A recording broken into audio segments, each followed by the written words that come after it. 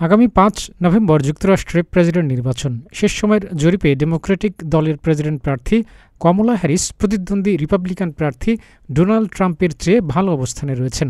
British গণমাধ্যম গার্ডিয়ানের নতুন জরিপে কমলা ৪৮.২% এবং ট্রাম্প ৪৪.৪% সমর্থন অর্জন করেছেন। এক্ষেত্রে ট্রাম্পের চেয়ে কমলা ৩.৬% সমর্থনে এগিয়ে আছেন। জরিপটি ১০ দিন ধরে পরিচালিত হয়।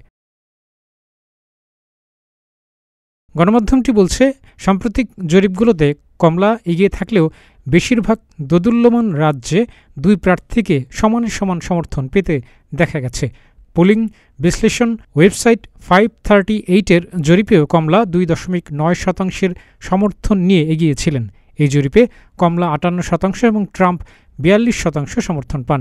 নির্বাচনে গুরুত্বপূর্ণ বিষয় হল জনগণের ভোটে নির্বাচিত প্রতিনিধি পরিষদ এবং সিনেটের ৫৩৮ সদস্যের ইলেকটোরাল কলেজ প্রেসিডেন্ট নির্বাচনের জন্য চূড়ান্ত ভোট প্রয়োগ করে থাকে।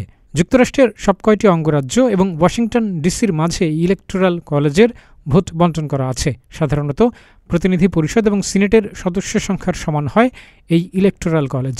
কোনো রাজ্যে প্রেসিডেন্ট প্রার্থী ৫০% ভোট পেলে ওই রাজ্যের জন্য নির্ধারিত ইলেকটোরাল ভোট তার পক্ষে চলে যায়। এজন্য সব কয়টি রাজ্য মিলে কোনো প্রার্থী কম ভোট পেলেও আলাদা আলাদাভাবে রাজ্যগুলোতে জয় লাভ করার জন্য প্রেসিডেন্ট নির্বাচিত হয়ে থাকেন।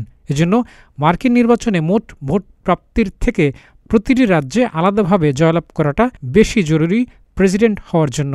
এই প্রক্রিয়ায় ২০০০ সালে জর্জ ডব্লিউ বুশ পরাজিত করেছিলেন ডেমোক্রেট প্রার্থী আল গোরকে। জনপ্রিয় ভোটে আল গোর দেশব্যাপী ৫,৪০,০০০ ভোটে এগিয়ে থাকলেও ইলেকটোরাল ভোটে হেরে যান। একইভাবে ২০১৬ সালে ট্রাম্প হিলারি ক্লিন্টনের চেয়ে ২৭ লাখ ভোট কম পেয়েও প্রেসিডেন্ট হয়েছিলেন, কারণ ট্রাম্প পেনসিলভানিয়া, মিশিগান এবং উইসকনসিন রাজ্যে ইলেকটোরাল ভোটে জিতে যান। এবার রিপাবলিকানপন্থী একটি জরিপেও ট্রাম্পের চেয়ে কমলা হ্যারিস এগিয়ে আছেন। রিপাবলিকানদের একটি প্রতিষ্ঠানই এই জরিপটি পরিচালনা করেছে। এতে দেখা গেছে ৫২% সমর্থন নিয়ে এগিয়ে আছেন কমলা এবং ট্রাম্প ৪৫% ভোটারের সমর্থন পেয়েছেন। এই জরিপের ৩৭% অংশগ্রহণকারী বলেছেন তারা অবশ্যই ট্রাম্পকে ভোট দেবেন। বিপরীতে ৪৫% কমলার পক্ষে মত প্রকাশ করেছেন। ২০১৬ সালের পরিস্থিতি তৈরি হতে পারে এমন শঙ্কাও রয়েছে ডেমোক্রেটদের অনেকের, যা ডেমোক্রেটদের জন্য হবে একটি দুঃস্বপ্ন। সিএনএনের ডেটা বিশ্লেষক হ্যারি এন্টন বলেন, ২৭০টি ইলেকটোরাল কলেজে জিতে আসাটাই হবে আসল প্রতিযোগিতা। সেক্ষেত্রে কমলার চেয়ে ট্রাম্পের এগিয়ে থাকার সম্ভাবনা বেশি। ডেস্ক রিপোর্ট, প্রতিদিনের বাংলাদেশ।